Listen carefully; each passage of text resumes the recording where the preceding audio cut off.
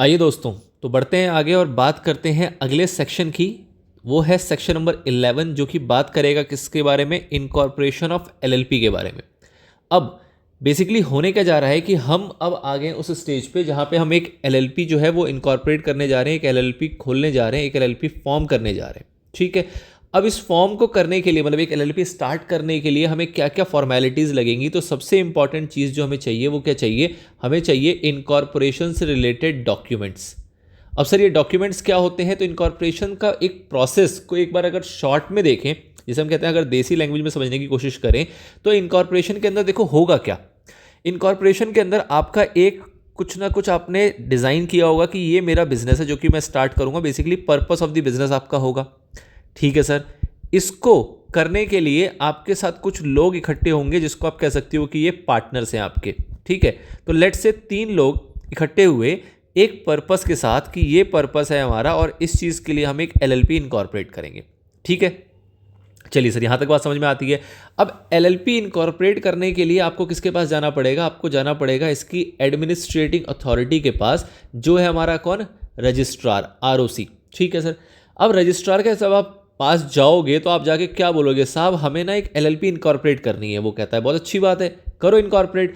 करने के लिए वो क्या देगा, वो बोलेगा लो जी एक फॉर्म, मैं पुराने ज़माने की बात कर रहा हूँ, वो आपको क्या बोलेगा कि ये लो जी ये फॉर्म लो, ये फॉर्म भर लाना और इसके साथ जो डॉक्यूमेंट्स है ना वो सब अटैच कर देना और हम आपका एलएलपी जो है वो इनकॉर्पोरेट कर देंगे। मतलब सिंपली जब आप बैंक खुलवाने भी जाते हो तो वो आपको क्या करता है, एक फॉर्म देता है और कहता है जी ठीक है इस फॉर्म को भरो और आप उसके साथ जो अटैचमेंट्स हैं रिक्वायर्ड वो लगा दो और हम आपकी एलएलपी इनकॉर्पोरेट कर देंगे या बैंक में अकाउंट खोल देंगे, एज द केस में भी। ठीक है। अब यहाँ पे फॉर्म जो होगा वो कैसा फॉर्म होगा, वो आपको देगा ई फॉर्म। ठीक है। ऑब्वियस सी बात है, हमें इलेक्ट्रॉनिक फाइलिंग करनी है तो आपको ई फॉर्म देगा। ई फॉर्म आपको जो देगा उसके साथ क्या वो आपसे कोई फीस भी लेगा, ऑब्वियसली कुछ ना कुछ आपकी फीस भी डिसाइड होगी, ऐसे तो मुफ्त में खोल नहीं रहा, सरकार को अपने खर्चे भी तो चलाने हैं, तो उसने एक यहाँ पे प्रिस्क्राइब कर रखी होगी फीस, वो आपसे फीस चार्ज करेगा which is called incorporation fees. ठीक है सर। इनकॉर्पोरेशन फीस के साथ साथ वो आपको क्या बोलेगा, एक फॉर्म देगा। फॉर्म जो आपको देगा वो फॉर्म किस चीज़ का होगा, पहले तो आप बोलोगे कि साहब मेरे को किस नाम से स्टैब्लिश करनी है अपनी ये फर्म, वो नाम होना चाहिए। नाम होने का क्या मतलब है कि उस नाम से पहले से कोई कंपनी नहीं होनी चाहिए। अगर पहले से किसी ने कंपनी खोल रखी है, सपोज रिलायंस के नाम से या टाटा के नाम से एक कंपनी चल रही है, तो क्या आप भी टाटा के नाम से कंपनी स्टार्ट कर सकते हो, जी नहीं, नहीं कर पाओगे। ठीक है। तो आपका एक नाम होना चाहिए, वो नाम ऐसा होना चाहिए जो कि किसी और नाम से रिसेंबल ना करे, किसी और फॉर्म किसी और बिजनेस से किसी से मिलता हुआ ना हो, या फिर किसी ने उसका ट्रेडमार्क ना ले रखा हो। अगर किसी ने ट्रेडमार्क ले रखा होगा तो भी आप उस नाम से अपना बिजनेस स्टार्ट नहीं कर पाएंगे। ठीक है सर। तो हमने फॉर्म भरा, पहले हमने नाम अपना एक चयन कर लिया, नाम स्टैब्लिश होने के बाद हम एक इलेक्ट्रॉनिक फॉर्म भरेंगे। इलेक्ट्रॉनिक फॉर्म में मोटा मोटे तौर पे आप क्या बातें लिखोगे कि किस नाम से आपको बिजनेस स्टार्ट करनी है, कौन कौन इनके पार्टनर होंगे, उन पार्टनर का नाम और पता लिखोगे, उन पार्टनर का नाम और एड्रेस आप मेंशन करोगे। फिर आप बोलोगे कि कौन कौन इसके अंदर डेजिग्नेटेड पार्टनर होने वाले हैं, जो डेजिग्नेटेड पार्टनर होंगे उनका भी नाम और पता आप यहाँ पे दोगे इनको। ठीक है सर। उसके बाद आप बिजनेस का अपना पर्पस बताओगे कि किस चीज़ के लिए आप ये स्टैब्लिश कर रहे हो। आपका जो ये बिजनेस है उसका रजिस्टर्ड ऑफिस कहाँ होगा वो आप बताओगे, मतलब उसका एड्रेस बताओगे आप वहाँ पे।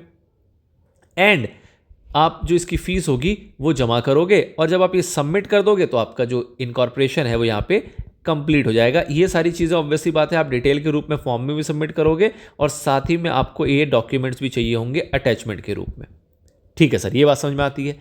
अब जब आपने ये फॉर्म तैयार कर दिया तो इस फॉर्म पे क्या लगेंगे, इस फॉर्म पे लगेंगे ऑब्वियसली सिग्नेचर, कोई ना कोई तो साइन करेगा। साइन कौन करेगा, तो यहाँ पे कहा जा रहा है कि एक बंदा चाहिए जो सब्सक्राइबर होगा। सब्सक्राइबर का मतलब क्या हुआ कि जब यहाँ पे पार्टनर के रूप में आप अपना नाम डालोगे ना, तो जो जो नाम यहाँ पे रखा जाता है उसको हम सब्सक्राइबर कहते हैं। मतलब ये वो हैं जो कि इस इनकॉर्पोरेशन में एज अ सब्सक्राइबर अपना नाम फिल कर रहे हैं और उन्हीं सब्सक्राइबर में से एक सब्सक्राइबर ऐसा होगा जिसको उस पर क्या करना पड़ेगा, हस्ताक्षर करने पड़ेंगे, साइन करना पड़ेगा। ठीक है सर।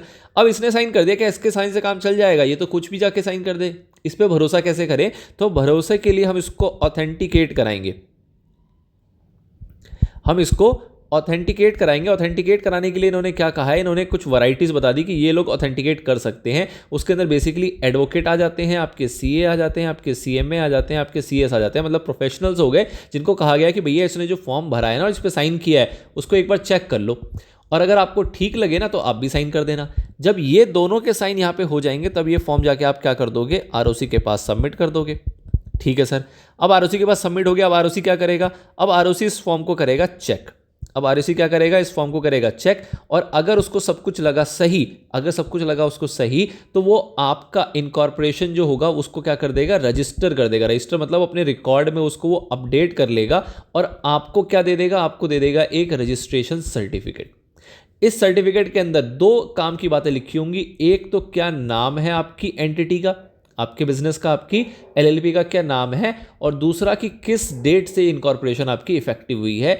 इसकी मदद से आप आगे चल के बिजनेस कर पाओगे। ठीक है, तो this is the moral of the, एक सिंपल अंडरस्टैंडिंग ली। मैंने कहा कुछ पढ़ने से पहले हम ये समझते हैं कि अगर इनकॉर्पोरेशन कोई होगा तो एक मोटा मोटा उसका जो स्वरूप है वो कैसा होगा। तो अगर हम बैंक में सिंपल बात करो, अगर अकाउंट खुलवाने में जाते हैं तो कुछ इस टाइप से प्रोसीजर चलता है, उसी तरीके से मोटे मोटे तौर पे आपका इनकॉर्पोरेशन जो होगा वो होता है। ठीक है, चलिए जी, अब देखते हैं सेक्शन नंबर 11 हमें क्या बातें बताता है। इसको फॉर्मली एक बार देखने की कोशिश करते हैं। तो सबसे पहले कह रहा है भैया सबसे इंपॉर्टेंट डॉक्यूमेंट क्या है आपका, इनकॉर्पोरेशन डॉक्यूमेंट। सही बात है भाई, इनकॉर्पोरेशन डॉक्यूमेंट ही सबसे ज़्यादा इंपॉर्टेंट है। एक बार इनकॉर्पोरेशन हो गया उसके बाद तो फिर आपको बिजनेस करना है, तो डॉक्यूमेंट के रूप में जो चाहिए वो आपको इनकॉर्पोरेशन डॉक्यूमेंट चाहिए। ठीक है सर। अब इनकॉर्पोरेट करने के लिए क्लॉज वाइज वहाँ पे बातें दी गई है, हमने तो उसको एक सीक्वेंस में समझा था, बट लॉ ने उसको अपने सीक्वेंस में प्रेजेंट किया हुआ है। जब आप इस पूरी चीज़ को कंक्लूड करेंगे तो आप देखेंगे जो सीक्वेंस हमने अभी रॉ में समझी है वही सीक्वेंस यहाँ से भी निकल के आएगा। ठीक है सर। जो आपका पहला सब सेक्शन है वो क्या बता रहा है, कह रहा है दो या दो से अधिक व्यक्ति होने चाहिए जो ये लॉफुल बिजनेस को करने के लिए तैयार हैं, और इनका पर्पस क्या होना चाहिए, प्रॉफिट अर्न करने का। ऐसा नहीं है कि आप सोशल पर्पस के लिए कर सकते हो। एक और चीज़ आप आगे पढ़ने को भी आपको मिलेगा, जब कंपनीज देखते हैं तो कंपनी में एक ऑप्शन होता है सेक्शन 8 कंपनी। सेक्शन 8 कंपनी वो कंपनी होती है जो चैरिटेबल पर्पस के लिए इनकॉर्पोरेट की जाती है। ठीक है, बट एलएलपी में ऐसा कोई स्कोप नहीं दिया गया। मतलब कि अगर कोई चैरिटेबल पर्पस से कोई एलएलपी बनाना चाहता है तो वो नहीं बना सकता। यहाँ पे जो मोटिव है वो सिर्फ और सिर्फ किसका है, प्रॉफिट का। प्रॉफिट मेकिंग पर्पस है तो ही आप एलएलपी इनकॉर्पोरेट कर सकते हैं, अदरवाइज आप एलएलपी इनकॉर्पोरेट नहीं कर पाएंगे। तो दो या दो से अधिक व्यक्ति ने एक लॉफुल बिजनेस करने का ठाना जिसका पर्पस है प्रॉफिट कमाना, और वो अपने नाम को सब्सक्राइब कराएंगे, मतलब एज अ पार्टनर कह लो, एज अ प्रमोटर कह लो, वो अपने नाम को मेंशन करेंगे कि हाँ जी हम वो व्यक्ति हैं जो ये एलएलपी इनकॉर्पोरेट करना चाहते हैं, और उस एलएलपी डॉक्यूमेंट में, इनकॉर्पोरेशन के डॉक्यूमेंट में अपने नाम को मेंशन कर देंगे। ठीक है सर। अब आपने नाम मेंशन कर दिया, उसके बाद क्या करोगे, आपको एक फॉर्म भरना है जैसा कि आपको बताया गया था। तो आप ये जो इनकॉर्पोरेशन डॉक्यूमेंट है इस फॉर्म के सहित फाइल करोगे किसके पास, रजिस्ट्रार के पास। रजिस्ट्रार कौन सा होगा, आपके स्टेट का। ये एक ध्यान देने वाली बात है कि सपोज मुझे दिल्ली में अपने एलएलपी को इनकॉर्पोरेट करना है तो मैं दिल्ली का जो रजिस्ट्रार होगा ना उसके पास जाऊंगा, जो दिल्ली का आरओसी होगा उसके पास जाऊंगा, ना कि मेरा इनकॉर्पोरेशन जो है वो मुंबई का आरओसी करेगा। ऑब्वियस ही बात है। ठीक है। अब दिल्ली के अंदर भी क्या होगा, दिल्ली के अंदर भी ज्यूरिसडिक्शन जो है वो बटा हुआ होगा। लेट्स से मैं कहता हूँ साउथ दिल्ली का रजिस्ट्रार नेहरू प्लेस में बैठता है, उसके बाद वेस्ट दिल्ली का जो रजिस्ट्रार है वो कहीं और बैठता है, और ईस्ट दिल्ली कहीं और है, नॉर्थ दिल्ली कहीं और है। मतलब मोटा मोटा क्या हुआ कि एक अगर कोई ऐसी सिटी है जो बड़ी सिटी होगी तो उसको भी बांटना पड़ेगा। क्यों, क्योंकि एक आरओसी तो बेचारा परेशान हो जाएगा इनकॉर्पोरेट करते करते। तो मोटे तौर पे ये कहा जा रहा है कि जो भी आपके स्टेट का, जो भी आपके ज्यूरिसडिक्शन का जो भी रजिस्ट्रार होगा उसके पास आप डॉक्यूमेंट फाइल करोगे। किस तरीके से करोगे, कितनी फीस दोगे, उतनी जितना कि प्रिस्क्राइब किया जाएगा। इसको कभी भी मेंशन नहीं किया जाता, ये आपको अलग से रूल्स के रूप में बताया जाता है कि भाई साहब ये ना फॉर्म है, इस फॉर्म को भरना है, इतनी ना फीस इसके साथ जमा करनी है। ये सारी बातें एडिशनल होती है जो कि रूल्स के रूप में दी जाती है, कभी भी लॉ के अंदर इनकॉर्पोरेट नहीं किया जाता। तो कहा जा रहा है कि उतनी आपको फीस देनी पड़ेगी और उस तरीके से करना पड़ेगा जैसा प्रिस्क्राइब होगा। डॉक्यूमेंट है, मोटा मोटा आपको फाइल करना है किसके पास, रजिस्टर ऑफ द स्टेट के पास। ठीक है, जहां पे भी आप रजिस्टर्ड ऑफिस अपना रखने जा रहे हो उसी के आसपास का, मतलब उसी नियर बाई का जो भी उस ज्यूरिसडिक्शन का आपका रजिस्ट्रार होगा उसके पास आप जाके फाइल करोगे। नाउ एक इन्फॉर्मेशन दी गई, ऑल्दो बहुत बेसिक इन्फॉर्मेशन है कि 2 अक्टूबर 2018 के बाद से जो ये प्रोसेस है ये इलेक्ट्रॉनिकली है। मतलब कि आपको फॉर्म मैनुअल फिजिकल लेके नहीं आना है, आपको ई फॉर्म फाइल करना है और रजिस्ट्रार के पास वो सबमिट हो जाएगा। ठीक है sir. Now statement to be filed. अब जो आप स्टेटमेंट इसके साथ बेसिकली क्या क्या फाइल करोगे, तो आपको क्या कह रहा है, they shall be filed along with incorporation document. मतलब कि इनकॉर्पोरेशन डॉक्यूमेंट जो आप फाइल कर रहे हो वो एक प्रिस्क्राइब फॉर्म में फाइल किया जाएगा, जैसे कि मैंने आपको बताया था।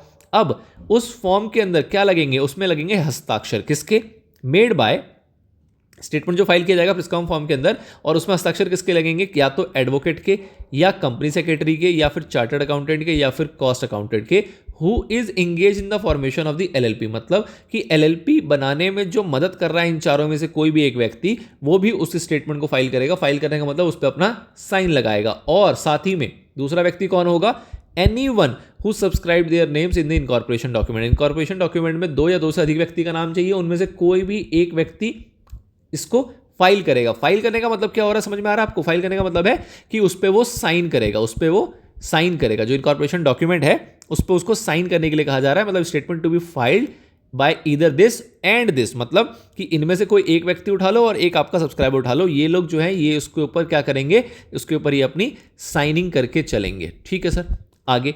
और उसमें बेसिकली उनको प्रमाण क्या करना है, बेसिकली क्यों साइन कराया जा रहा है, इसलिए ताकि वो ये स्वीकार लें कि जितनी भी कंप्लायंस थी, जितनी भी रिक्वायरमेंट्स थी इस एक्ट के तहत, इस रूल्स के तहत, वो सारी की सारी हमने क्या कर ली है, कंप्लाई कर ली है। किससे रिलेटेड, इनकॉर्पोरेशन या उससे रिलेटेड जो भी मैटर्स हैं उससे रिलेटेड सारी रूल्स और रेगुलेशंस की बात की जा रही है कि इनकॉर्पोरेशन के लिए जितनी बातें ध्यान रखने की जरूरत थी वो सारा हमने कंप्लाई कर लिया है।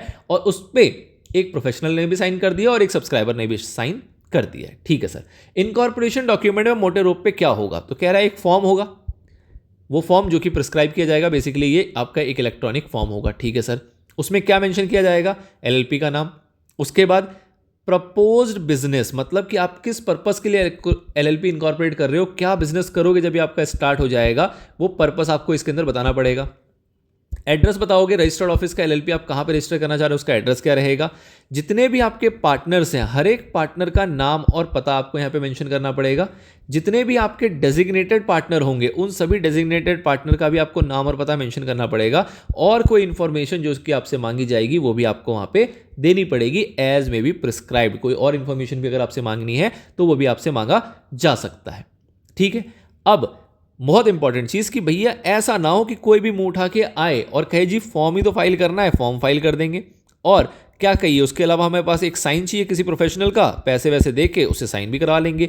बट अगर कुछ इसके अंदर ऊंच नीच पाई गई ना तो लगेगा आपके ऊपर जुर्माना। ठीक है। तो वही कह रहा है कि अगर जिस पर्सन ने ये स्टेटमेंट फाइल किया है, जो कि ऊपर हमने बात किया, अगर वो बताया जाता है कि वो फॉल्स है या फिर does not believe to be true, उसके अंदर कुछ ना कुछ झोलझाल है, तो उस केस में क्या होगी, आपको पनिश किया जाएगा। पनिश किया जाएगा पेनल्टी फॉर फॉल्स डिक्लेरेशन। आपने कोई जानकारी गलत दी है, पर्पस गलत बताया, एड्रेस गलत बताया, पार्टनर के नाम एड्रेस गलत बताया, कोई भी आइडेंटिटी छुपाई या कोई भी रॉन्ग इन्फॉर्मेशन दी है, ठीक है, तो उस केस में क्या होगा, आपको जेल में भेजा जा सकता है फॉर अ टर्म विच में एक्सटेंड अप टू 2 years। मतलब कि भैया 2 साल तक का आपको जेल हो सकती है, कैद हो सकती है 2 साल तक की। एंड और नहीं है, एंड और साथ में और क्या होगा, with a fine which shall not be less than 10,000 but which में एक्सटेंड अप टू 5 लाख। मतलब कि मिनिमम 10,000 रुपए की पेनल्टी तो मान ही लो लगनी ही लगनी है, और इसको बढ़ा के 5 लाख तक किया जा सकता है। और इसके साथ ही में प्लस 2 साल तक का आपको जेल भी हो सकती है, 2 साल तक की आपको इम्प्रिजनमेंट भी हो सकती है। ठीक है। इसके अंदर मिनिमम कुछ नहीं बताया गया, ध्यान देना। इम्प्रिजनमेंट में ऐसा नहीं है कि मिनिमम 10 दिन की जेल होगी। मतलब ये आपको कहा जा रहा है कि आपको 2 साल तक की जेल करवाई जा सकती है अगर ये पनिशेबल ऑफेंस पाया गया तो, और साथ ही में 10,000 मिनिमम, मैक्सिमम 5 लाख तक का आपके ऊपर फाइन भी लगाया जा सकता है। तो बेसिक प्रोसीजर है, मेरे को लगता है इसके अंदर आपको कुछ ऐसे याद करने की जरूरत है। अगर आप इसको लॉजिकली इंटरप्रेट करेंगे जिस तरीके से हमने आपको बताने का प्रयास किया है, तो आप पाएंगे कि इसके अंदर ऐसा कुछ नहीं जो आपको टिपिकली रटना पड़ेगा। सेक्शन आपको याद रखना है और उसके बाद थोड़े थोड़े इसके प्रोविजंस की सिक्वेंसिंग को याद रखना है, एल्स इसमें ऐसा कुछ याद करने वाला बच नहीं जाता है। बट एग्जाम में जब ये क्वेश्चन या केस स्टडी के फॉर्म में आपसे पूछा जाएगा तो आप इसको डिटेल में इसको आंसर कर पाओगे। और जनरली इस टाइप के क्वेश्चन के ऊपर जो है वो आपकी केस स्टडीज बहुत बनती हैं। ठीक है, चलिए जी।